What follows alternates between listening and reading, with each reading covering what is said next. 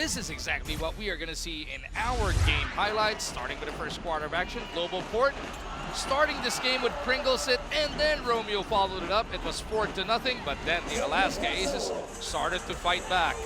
Kasha with a hit on that end, and here is what everybody's been talking about. This is the incident, and a couple of shoves here and there, and you know, things almost got out of hand, and I think we tied the record for most technicals in that second quarter alone.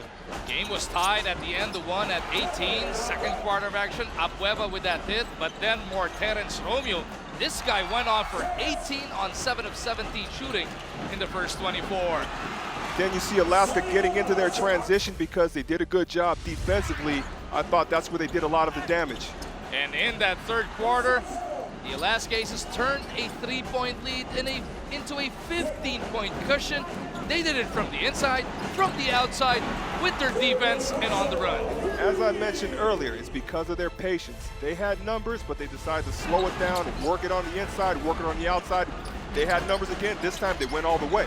After a major rally to open that fourth quarter by GlobalPort, which saw them come to within 8, the Alaska Aces showing that experience, that patience, that poise, and of course their superb shooting to do enough to keep the Batang Pier away, and they win this by a whopping 24 points. I think the huge part was Jay Wash exiting the ball game with a second technical foul. He's got size. He did a lot of damage to help out GlobalPort, but you know, he's out of the game. GlobalPort suffered. 176, your final score. This series is now tied at 1.